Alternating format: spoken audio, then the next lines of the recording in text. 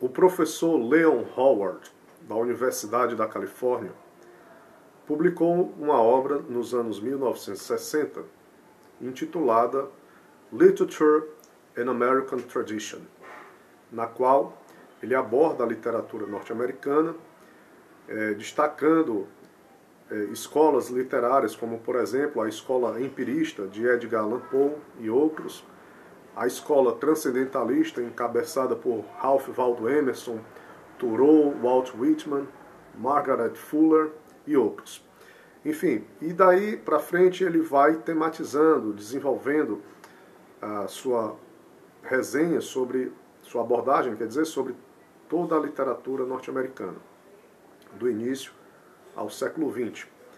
É interessante destacar quando ele fala especialmente da figura do Ralph Waldo Emerson, dos escritos de Emerson, onde Howard destaca que a importância literária de Emerson reside menos em sua filosofia, que para Howard seria um tanto quanto caótica, e mais na forma como Emerson a exprime. E a forma pela qual Emerson exprime essa filosofia, a forma literária, é o ensaio. Os ensaios de Emerson são, realmente, eles dão essa impressão de que são um tanto quanto caóticos, Ele não desenvolve assim os temas na sua maior extensão, ele quebra a progressão temática, Ele quebra essa progressão dos temas. Ele está começando a falar de um determinado tema aqui, de repente ele quebra, já começa outro, e por aí vai, o que dá uma impressão de assistematicidade na obra, de dar uma impressão também de incoerência às vezes, mas isso não está fora daquilo que Emerson pensava a respeito da própria forma literária, do próprio fazer literário. Para Emerson era daquele jeito mesmo, porque ele entendia que a escrita tinha de seguir esse fluxo mais visceral, mais ligado ao espírito, à intuição, e menos ao planejamento da razão, porque esse segundo tom aí, ele quebraria esse planejamento, ele quebraria aquilo que realmente o nosso gênio quer comunicar.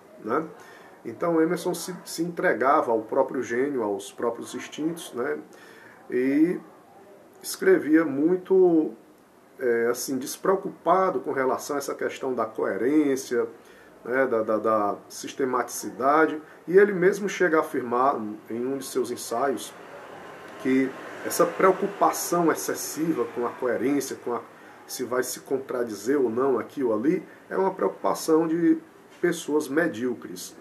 Na verdade, uma grande alma, um grande espírito, não está preocupado com isso daí. Desde que esteja afinado consigo mesmo, vai se falando, sem medo de se contradizer ou coisa parecida. É interessante aqui, por fim, destacar o que o Anthony Burgess, que foi um escritor inglês também, não norte-americano, mas um escritor inglês, que escreveu aquela obra A Laranja Mecânica no século passado. O Burgess, ele diz que ele vai caracterizar formas literárias, poesia, o romance e tal, e aí quando ele vai falar do ensaio, ele diz assim, o ensaio é uma forma literária, e tal, e diz assim, o ensaio é aquilo que o homem escreve quando não tem talento para a poesia ou para o romance. É interessante isso, essa caracterização do ensaio que ele faz. Mas isso não desqualifica o gênero, o ensaio, não desabona isso. E também não desqualifica, nem desabona, nem de longe, os ensaios de Emerson, que tiveram aí uma relevância, uma influência considerável, não só lá na cultura norte-americana, como na Europa e no mundo inteiro. E até hoje Emerson é alvo de estudo, de grandes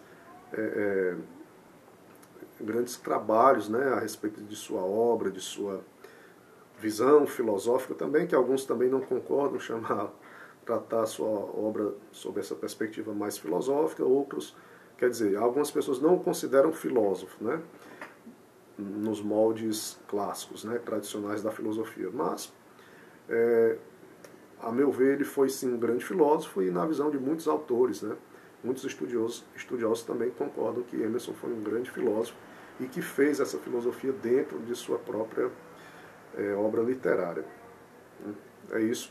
Agora, se você chegou até aqui, eu queria desde já agradecer e avisar que no próximo vídeo eu vou estar apresentando uma distinção entre os gêneros acadêmicos, tese de doutorado e ensaio. Qual a diferença de uma tese para um ensaio?